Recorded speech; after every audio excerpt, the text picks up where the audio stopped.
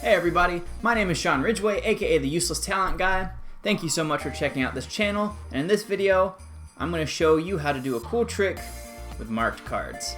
So we start out by showing our top card, in this case a Joker, the non-colored Joker. That gets placed right over here.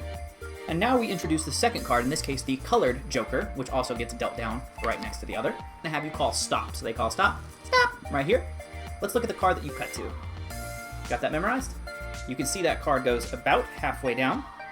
Now if we take our first Joker and place it towards the bottom, our second Joker, place it towards the top, you can really see that. Square those up, and just with a snap, those Jokers actually find your card. Because if we go through the deck, you can see there are no longer any Jokers towards the bottom, because they have actually sandwiched one card in between them, and no Joker on the top. In this case, your card, hopefully, the 3 of hearts. And you might be wondering, well, how is this trick done? As I said at the beginning, it's using marked cards.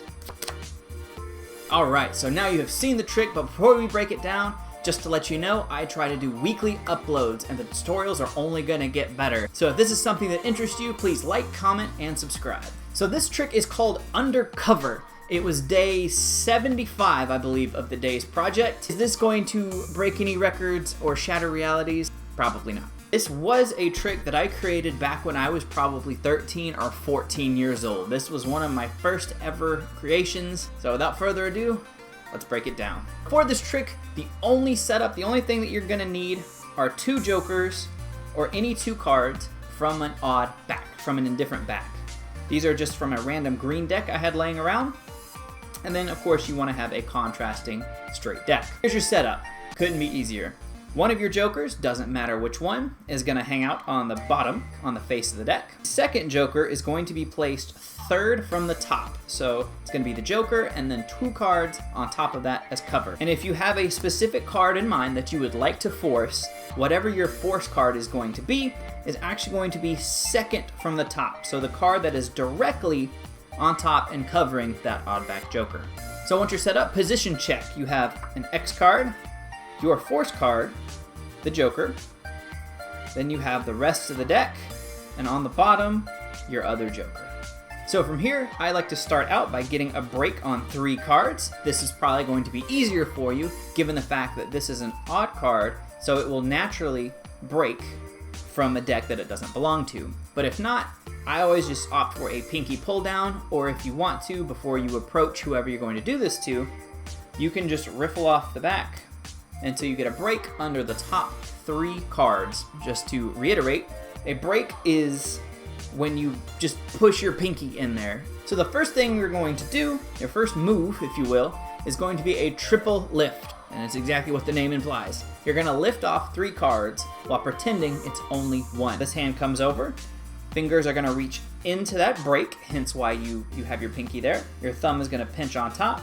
So now I'm holding onto 3 cards. And if you're already an experienced magician and you already know what a triple lift is, sorry, I don't mean to patronize you. Patronizing is when you talk down to people. But you come in, you execute a triple turnover to show the Joker. So in this case, I've now lifted off 3 cards. I turn this triple back over, and I deal this top card, really an X card, onto the table, just off to the side somewhere. I'm going to show this bottom card, in this case our second Joker, and you're going to execute a glide. In the performance video, I did a one-handed second deal. If that's something you want to learn, leave it in the comments and we may get to it eventually, but it's not easy. So for this instance, I'm just going to teach you how to do a move known as the glide. This move has been taught everywhere. I'm sure you can find a lot of tutorials on YouTube. It's taught in a bunch of different card books, so I don't have a problem with teaching it. So this is what you're going to do. This is the glide. So your fingers are going to go on the long side of the deck, and your thumb is just going to be holding the other. So traditionally, you would hold a deck like this. In this case, you're going to hold a deck just from those long sides. So you display the Joker, which is a very normal way of showing a card. And now on the way down, these 4 fingers on the side are going to curl in so that the pads of those fingers are contacting the face of this Joker. Now on your way down, all you're gonna do is use these cards to pull back. And you don't have to have a huge gap like this. just enough so that you can take out that second card from the bottom. So from here, that's about as much as you need. One more time, exaggerated from here to here. That's very exaggerated. In reality, as this comes down, you're going to be doing this. Your other hand reaches over, contacts this bottom card of the deck, and pulls it out. But now, for all the world, they think this is the Joker, when in actuality, you know the real position. Once at speed, you display, you're now in position, you come over, and you deal down that first X card. That goes right on top of your other card, square everything up, and now you're ready to go. You are so far ahead at this point. You have dealt down 2 X cards onto the table, which they think are the Jokers. You have shown the front and backs of both of the Jokers, all the while covering the actual inner workings. So the last step is as follows. You're going to cut the deck, keeping a break in between the 2 halves, and you're just going to do a riffle force. Quick overview on the riffle force. Once you have your break, you're just going to run down the side of the pack with your thumb and get them to call stop, but you don't care. Wherever the person says stop, you're going to lift off right at your break. Doesn't matter. So they call stop, and you do want to try to time it, but if it's not perfect, nobody's gonna care. Let's say I go a little before, and they call stop here. I just reach over and I pick up at the break. And as long as I tilt my hand down slightly, you can't tell the thickness of this packet to tell how many cards that I've actually removed. Again, if they call stop early, I lift off, and it looks like I lifted right there. If they go too far towards the bottom of the deck, I do the same thing. I come over, there's nothing to see. So from here, they call stop, you lift off, and now obviously you don't want to flash this packet. So what you're going to do is you're going to down jog, which means just bring the whole thing back, and you're going to use this packet and your middle finger to slide out this card. In this case, this is going to be your force card. I think ours was the 10 of hearts. And now you can cleanly display this because there's nothing to see. This card, when you push it in, will actually be between the 2 odd-backed cards. And for all intents and purposes, the trick is done. As soon as you've dealt these 2 down, game over. You display, and you can cleanly show that that really is about halfway down.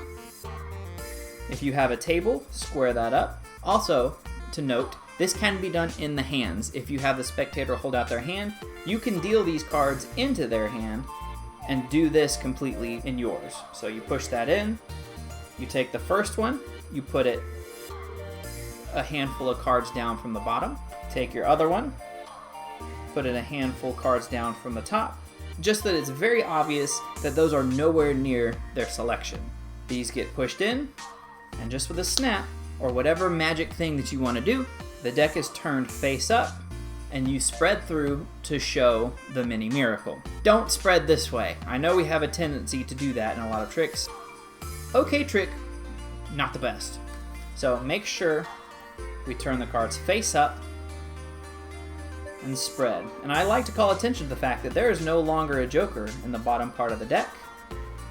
And by doing this, it also showcases that you are only using 2 Jokers. This goes through, and once you see those cards, I immediately up jog them just so that it serves as a little stage, so that it is well presented so it's obvious and clear for them to see. I continue to spread, further solidifying the idea that these are the only 2 Jokers in use.